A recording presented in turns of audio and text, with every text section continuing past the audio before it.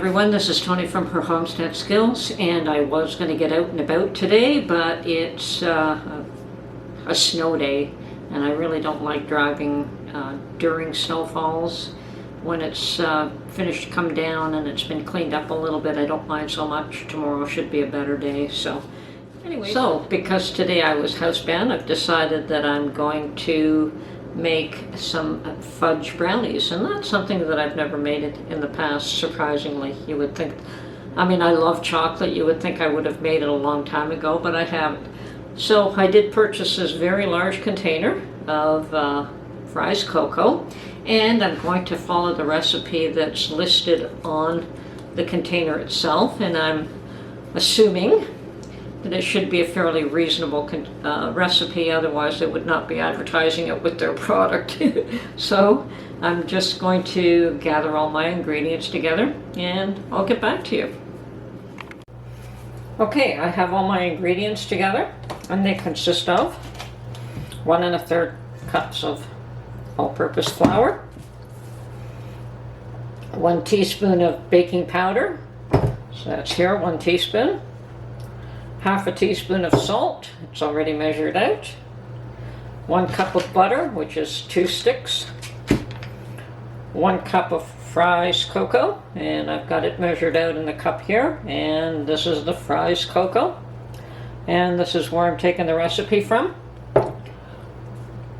2 cups of sugar, got my 2 cups of sugar measured out, 4 eggs,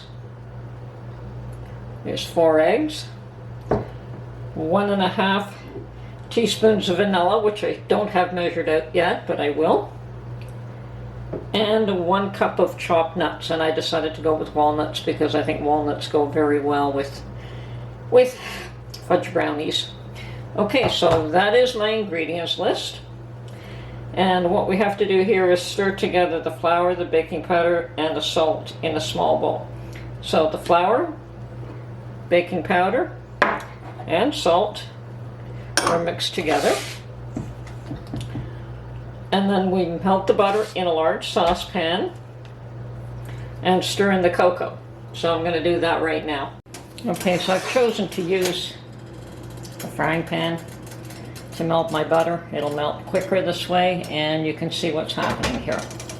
So I'm melting the butter, and then we would add our cocoa to the butter. And I want to be careful not to burn this, so I'm going to take it off the heat right now so that it will continue to melt.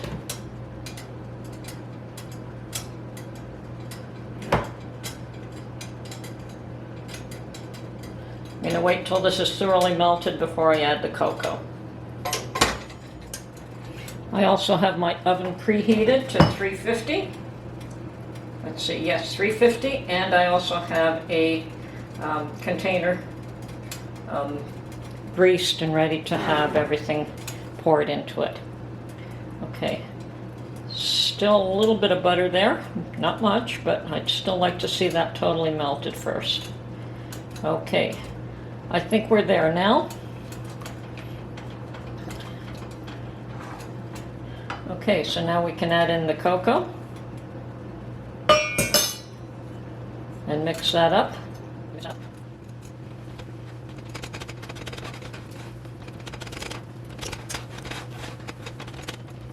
Looking good.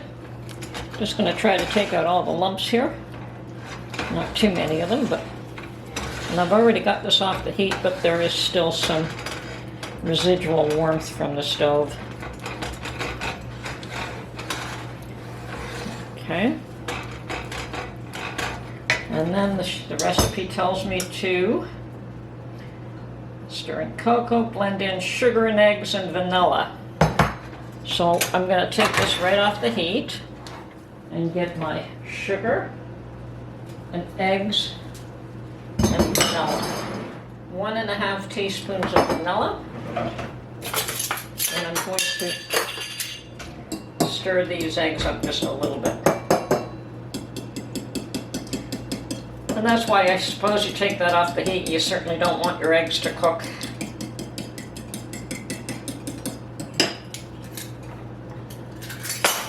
So I'm going to add the sugar first to make sure that that cools it down a bit more. And we want 1.5 teaspoons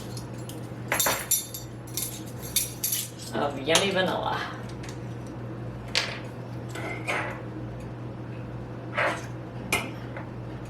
That'll do.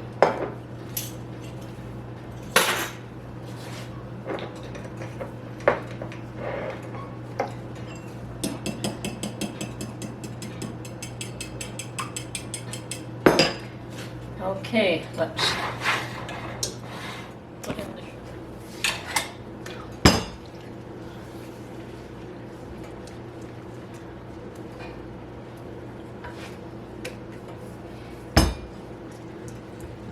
Because it certainly is heating up there from the oven warming up as well.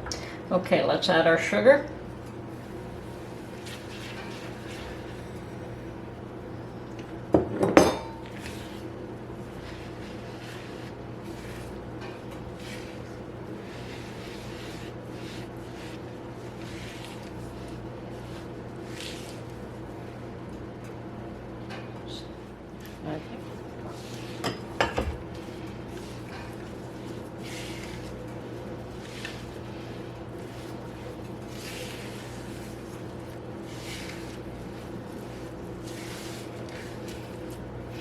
Looking pretty fudgy to me.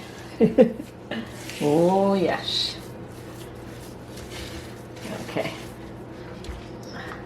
I'm hoping that's cooled down enough now to add the eggs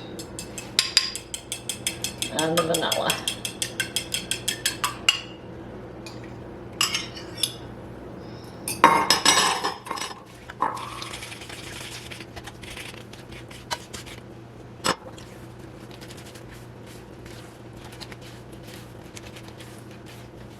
It just doesn't seem to be worthwhile to bring the mixer out for this. Although I'm sure it would help. Let me get a whisk.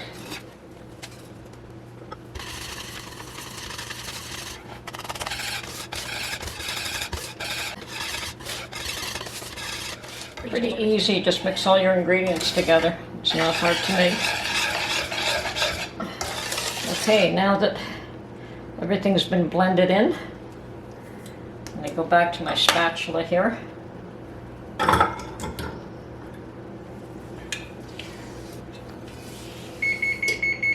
Oven's up to temperature. Blend in dry ingredients and nuts. Okay, so yes, we have to add our flour now. I guess I'd better get that whisk back out.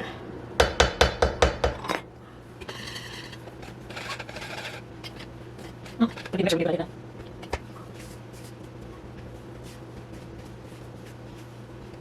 this flour mixed in before we lose too much of it on the counter.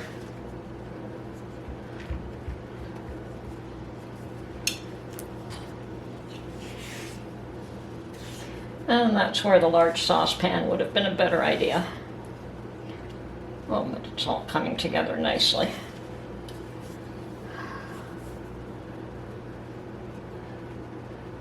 Here we go again. Whisk some more.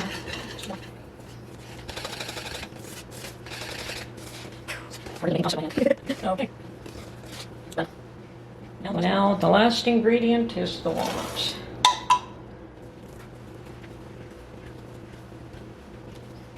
The next time I make this, I definitely will use my mixer. Oh, but this looks great. Okay, now to get my greased baking dish.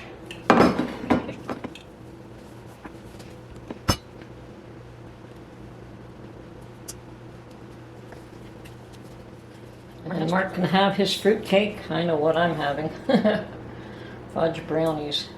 And the recipe doesn't call for it, but I think I'm going to break up some more nuts and just sit them on top. And they may fall into the fudge itself, but that's fine as well. I just thought it might be nice to have extra nuts on top.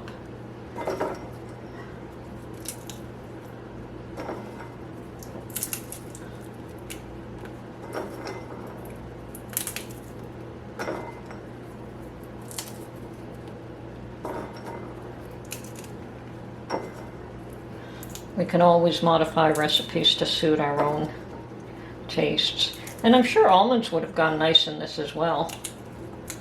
But, or even pecans would have been.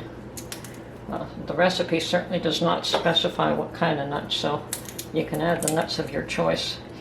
Perhaps pecans would have been great for me. I love pecans.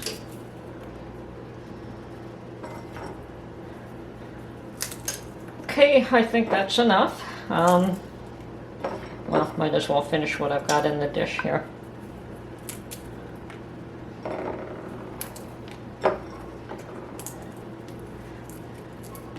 Perfect. Okay. Now this goes into the oven for how long? Let's see. It's supposed to be in a 13 by 9 pan, and I think this is just a 9 by 9, so it might take a little bit longer.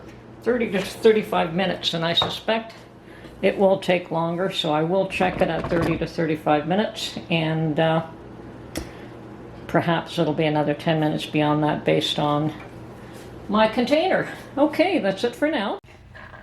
Okay, brownies out of the oven and cooling. Woohoo!